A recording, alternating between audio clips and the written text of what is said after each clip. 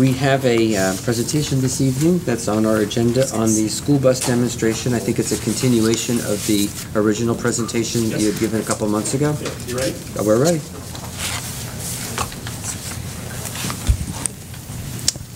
Good evening. Thank you for having us back. I'm Kevin Matthews from National Strategies, accompanied again by Scott Baker from PJM. We appreciate this opportunity to update you on where we stand with the potential project involving all-electric school buses, zero emission, as well as a solar array combination. After our presentation to the board last time, we then arranged a meeting for several of the board members to go down and visit the demonstration project that's underway at the University of Delaware using smaller vehicles to see that this actually works, it exists. The technology does provide for what we've described there in terms of the cars being able to provide service back to the utility grid and earn income. So we appreciate the board members who took time to go down there. And we're happy to answer any questions you may have thought of since that trip down there, or if others who weren't able to attend would like to ask questions upon that. Upon the meeting that we had back in June, PSE&G reached out to us to ask a series of questions about some ideas we had, the way the program worked as the Clinton Global Initiative put it out, and thought that would be most beneficial in terms of the zero-emission school bus side of the equation. Shortly thereafter, they released an RFI under a program that they exist, which is approved by the New Jersey Public Utility Commission around resiliency and putting solar on specific facilities that could be used in terms of a post-disaster situation to provide power back to those programs. They've been running that program for a couple of years now. They're looking to try to close that program out. There's about 2 megawatts of solar they still need to place in order to do that program. They reached out to us because they found it intriguing to add what they view as a energy storage component to that program, where the school buses would serve as storage. So with the administration here, we responded to that RFI about what our program could potentially look like at East Brunswick School District. We submitted that. Did not hear back from them for a while, which is not atypical for a major utility. They responded back to us on Friday with some ideas. As we had some follow-up conversations with them, as we said, the program is really designed to install solar. So the school bus edition and the storage edition was a twist for them and how they could potentially make that work in their program. So on Friday, they came back to us with a couple of ideas in terms of who would own what portions of the systems and the school buses and how they would be done. The interesting thing about the program with PSE&G is it's a 20-year program because it's designed around solar. Solar facilities tend to hold their economic value over a 20-year period. So again, adding in a school bus changed the dynamics as well.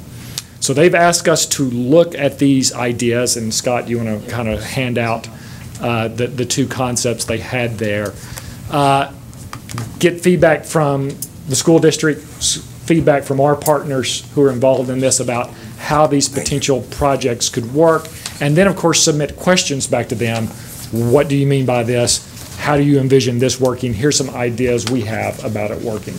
So our idea is just to present this to you today, let you look at it, ask whatever questions you may have at this time, and potentially then look to, in the not too distant future, some degree of indication from the board that you're willing for us to continue this dialogue with PS&G to develop this program. The upside to this is under the program with PS&G, it's into their rate base, so they would actually wind up covering a pretty significant portion of the project cost, which could be very attractive to making it happen in the not too distant future. So Scott, did I leave anything out that you want to add to?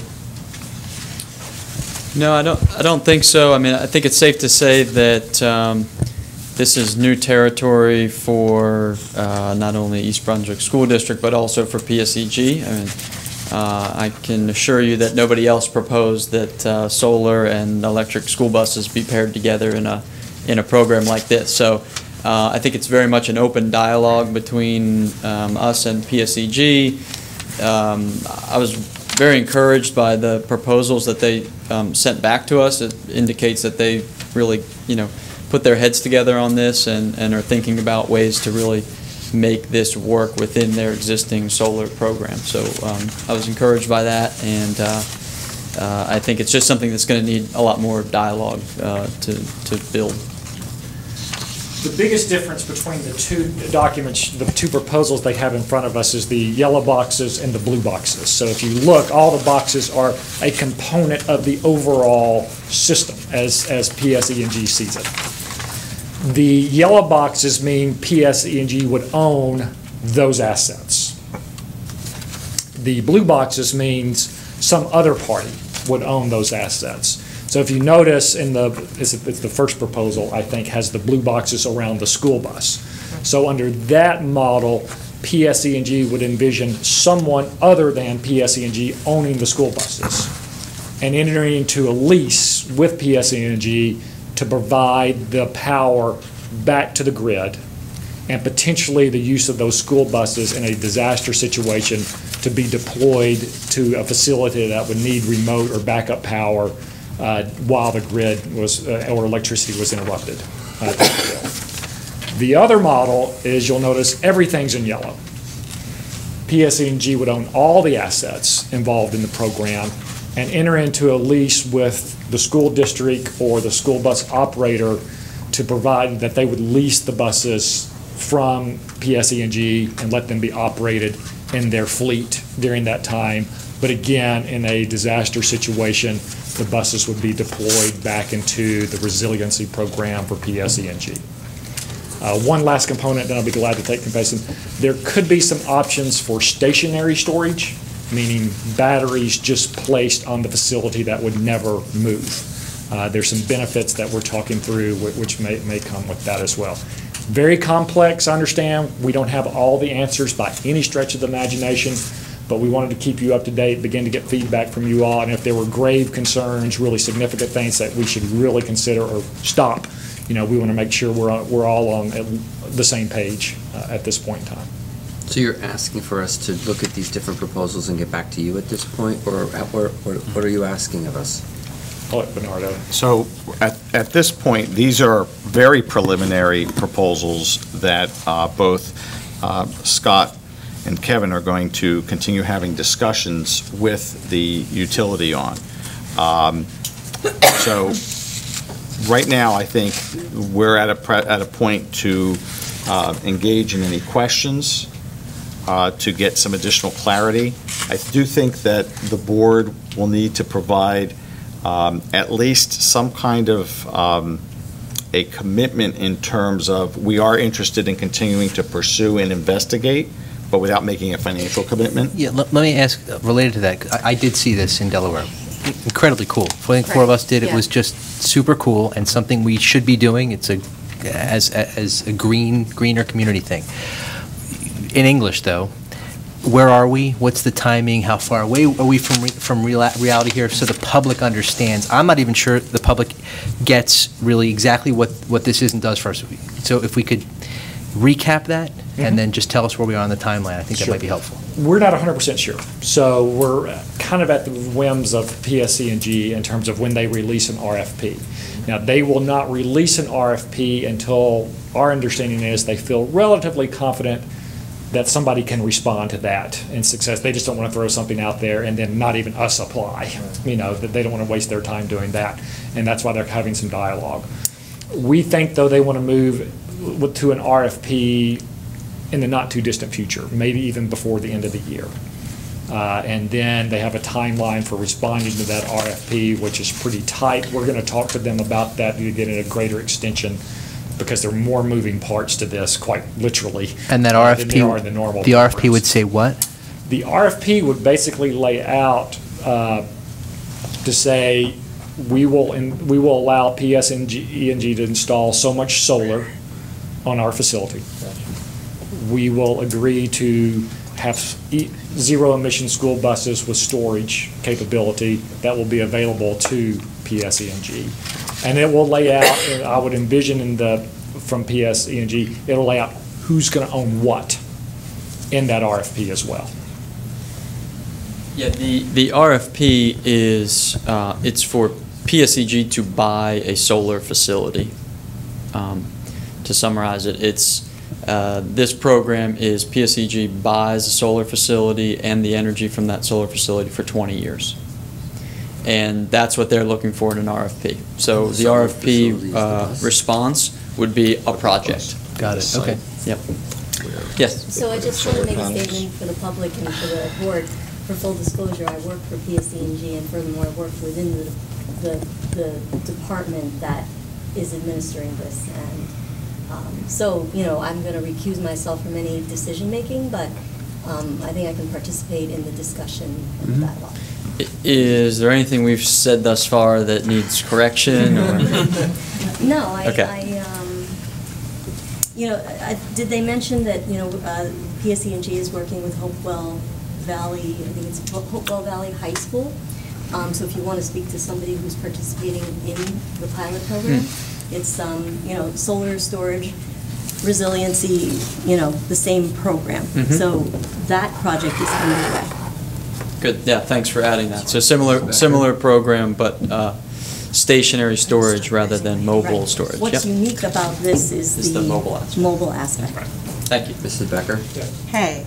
Hi, guys. I think this is a terrific idea, but in my day job, I work for a transportation management association, so we're all about sustainable transportation, and I've seen many corporations moving towards purchasing electric vehicles for use on their campus, having electric vehicle charging stations and all that good stuff.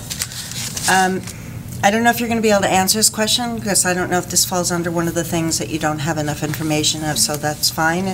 The Proposal 1 and Proposal 2, that big difference in terms of PSE&G owning, or us, let's say, for instance, owning.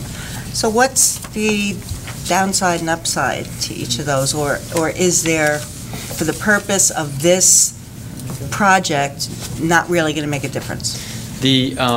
Just to be clear, for those who maybe don't have the paper in front of you, the difference between Proposal 1 and Proposal 2 is only in relation to the buses. Right, so that's what I mean. In both Proposal 1 and both Right. Proposal 2, PSEG owns the solar aspect of the project. No, I'm talking about the buses. In Proposal 1, the buses are owned by either the school district or some other third party. In Proposal 2, PSEG owns everything. So just so everybody knows. I think there's a couple of upsides, a couple of downsides. One big upside of PSEG owning the buses and the battery storage in those devices is they're expensive buses. You know, these are, it's a new product. There's definitely a clear premium above a diesel school bus at this point. So that's a big upfront capital cost. I think there's some benefit in having an entity buy the upfront piece of that and lease it to the school district, or something to consider at least. Obviously, in the ownership model where the school district owns the buses, that's a more comfortable space for this school district in particular because you buy all your buses. Some school districts only lease buses, so they'd be more comfortable with the lease aspect. Okay. So I think what I've heard from this school district is that you buy your buses, so that may be a more comfortable space already for your operations. Yeah, And I mean, the other thing is, we don't know what the lease agreement arrangements would be. Yeah. Right, So, I mean, that's, Yeah. we don't have that level of detail. Is the lease $10,000 a week? You know, which is something. that's what I was going to say. The Or is it- downside could be the, Is it a very leasing as opposed to manageable, owning. realistic price that may even be less Not ready for costly that yet. than what all you're doing right now?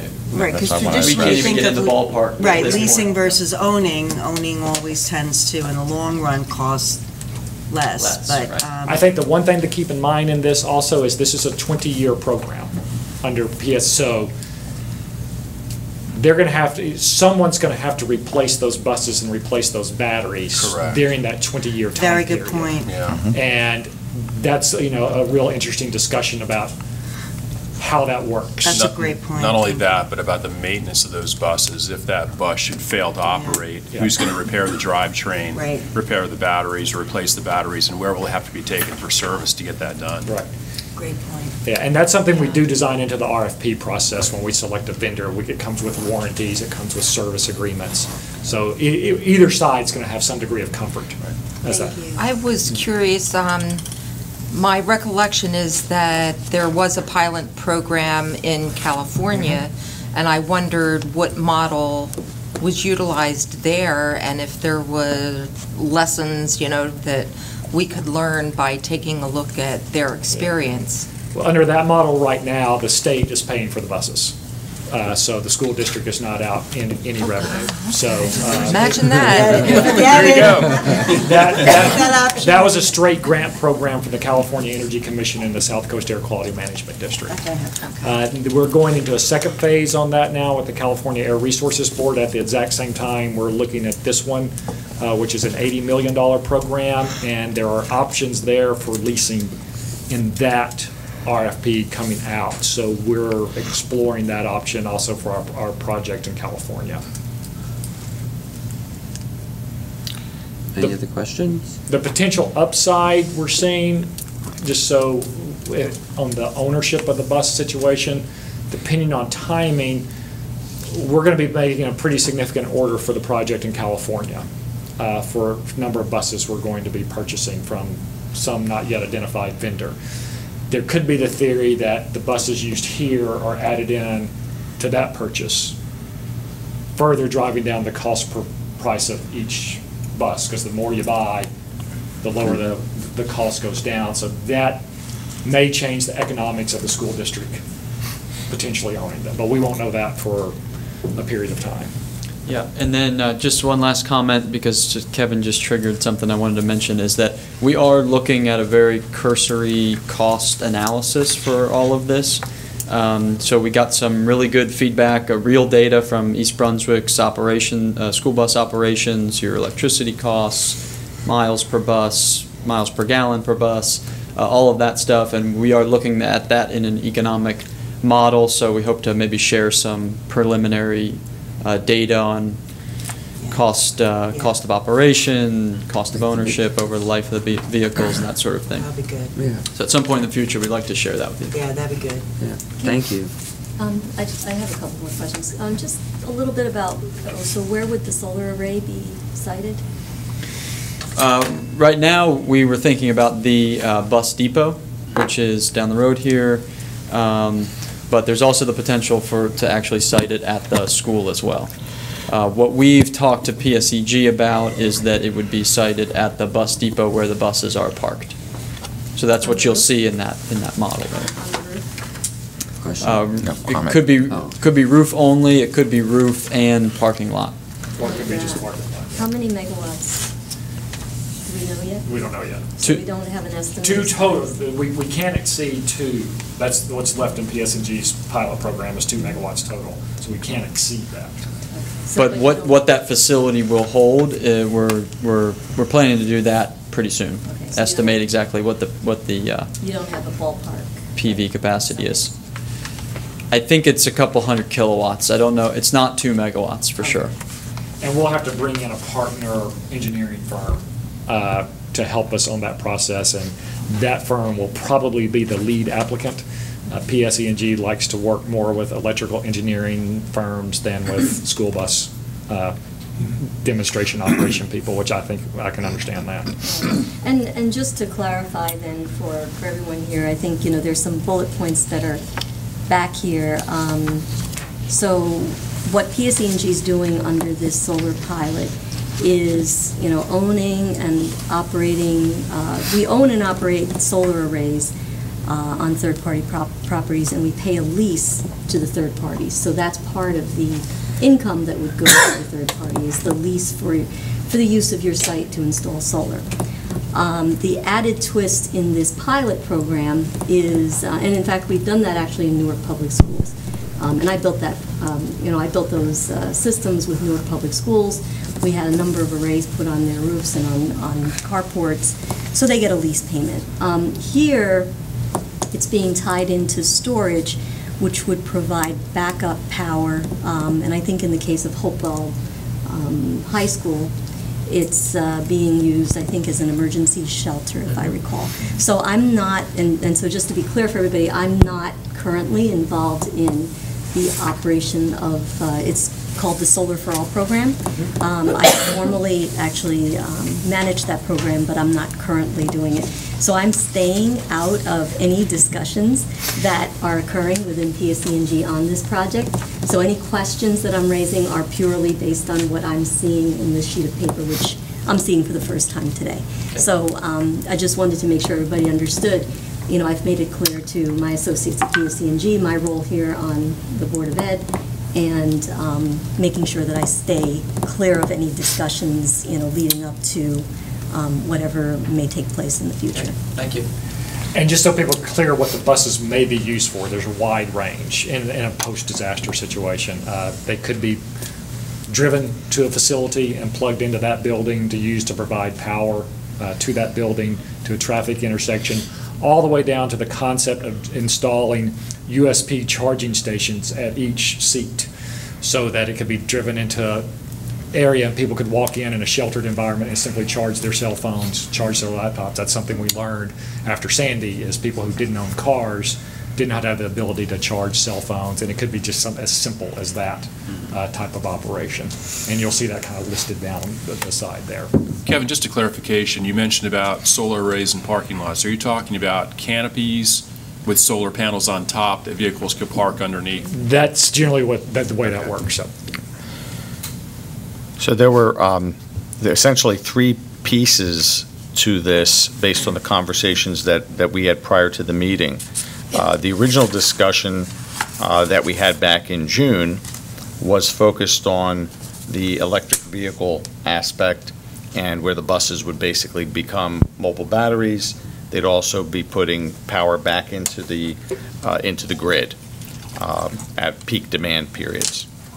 The other two components that have come as a result of the public service discussions are the solar arrays, one being potentially at the new facility where the buses will be stored. We have some very optimal opportunities there, one being rooftop, a brand new roof. It's a great place to put solar because you're not going to be replacing the roof for probably 20, 25 years. So that's a great landscape for that opportunity. The other thing is the site there has been prepped to be able to do canopies over where the parking areas are. So that's also another opportunity for introducing a solar array to generate electricity. The other option that came through the conversations has to do with one of the sites, and obviously it's the largest site would be the high school, but we have issues at the high school in terms of roof replacements. So one of the things that I threw out to the gentleman, and this is, again, this is all discussion at this point, but if that were something that we wanted to have a real serious discussion about, well, maybe part of the package would need to be we get a new roof on the entire building as part of the incentive for entering into an agreement. We have 3 major parking lots where canopies could potentially be installed. And so in order to do that, we'd also want to make sure that that infrastructure was solid. So there are a number of things to have conversations about and what those benefits may be to the district before entering into any kind of an agreement. So this is really a work in progress at this point. Mr. McAvoy. It seems as if everything has changed quite radically and rather quickly. PSE&G, who is mandating to us what they want, and I think the board and the township knows how I feel about mandates. Everything I read is in their favor. Long-term lease is for them. They're going to own and operate. The third party maintain the school bus, which could be us. I wrote down big deal. They'll operate the solar facility, And then we covered, Dr. Valesky covered some of the ideas on warranties and maintenance. But my question is the definition of a storm event. What does PSE&G, your boss, have to say about what that definition is? And so we have, let's say hypothetically, 2, 3, 4, half a dozen school buses, but we're not using them 30% of the time because they're being used for whatever they want.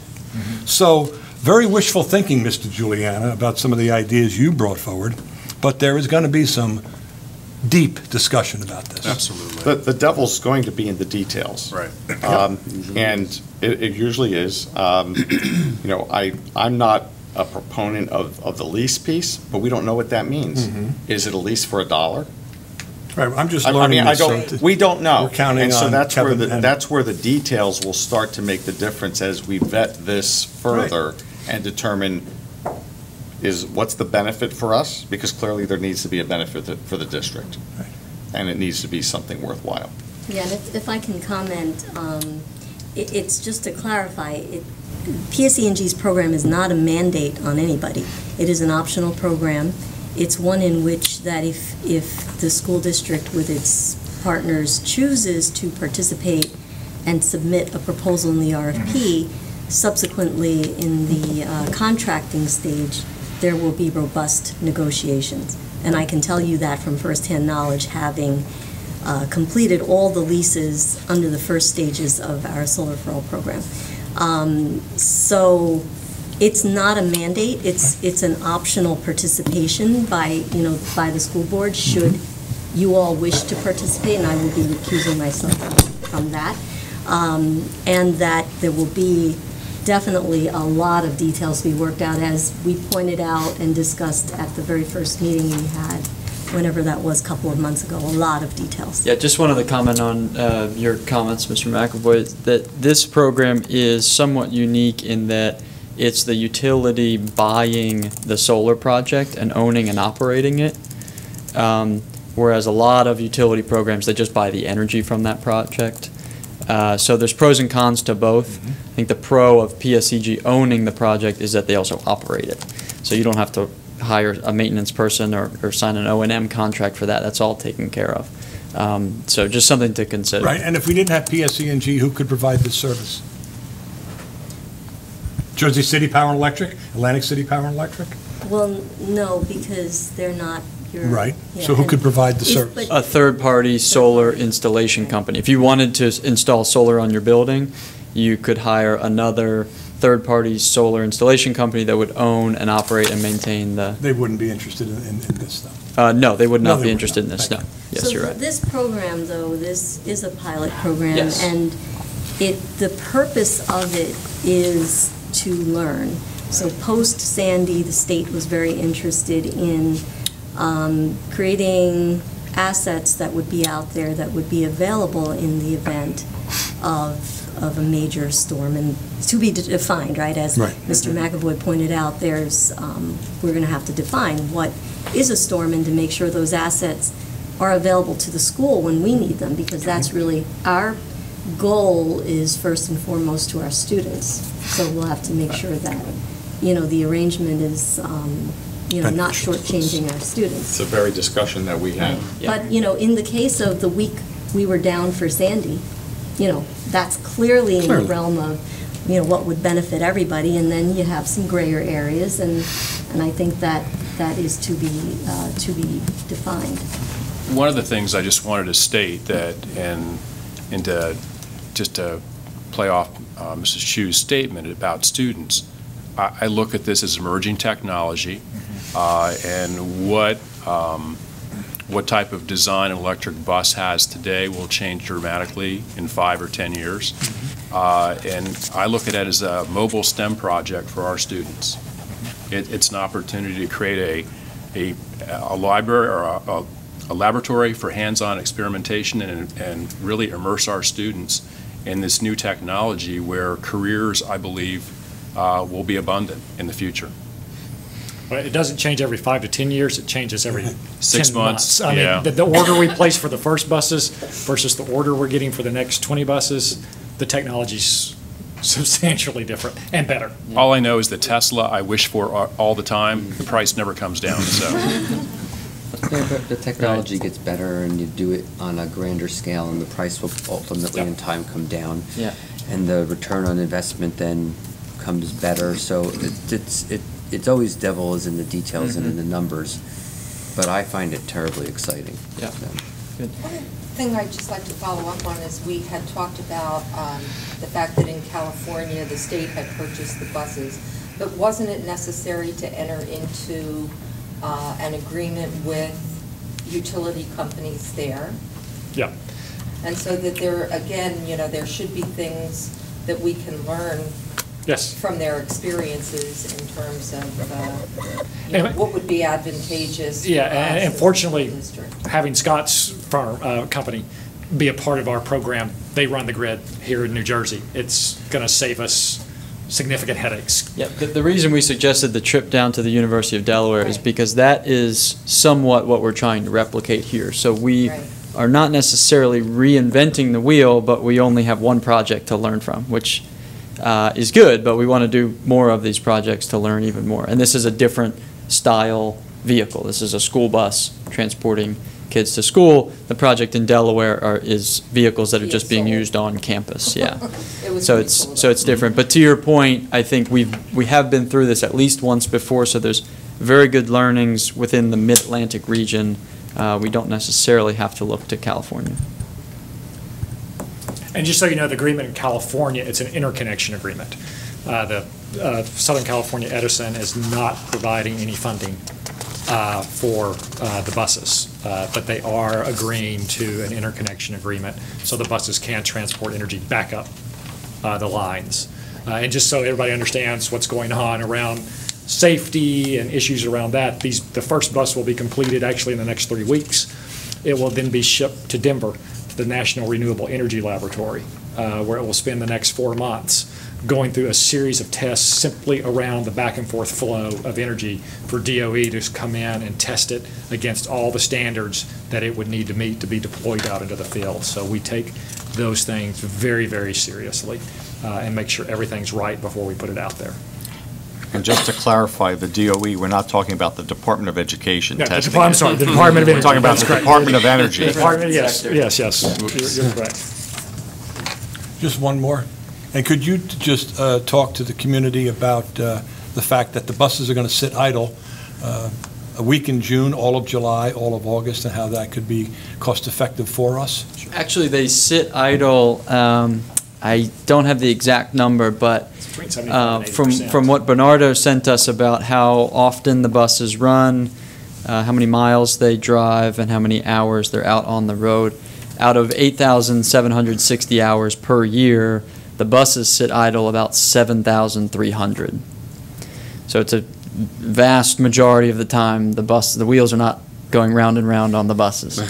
And that's what makes them so interesting as an energy storage resource, is that they do sit idle and they can be used for different purposes to support renewable energy and to support the reliability of the electric system. Thank you. Great. Thank you.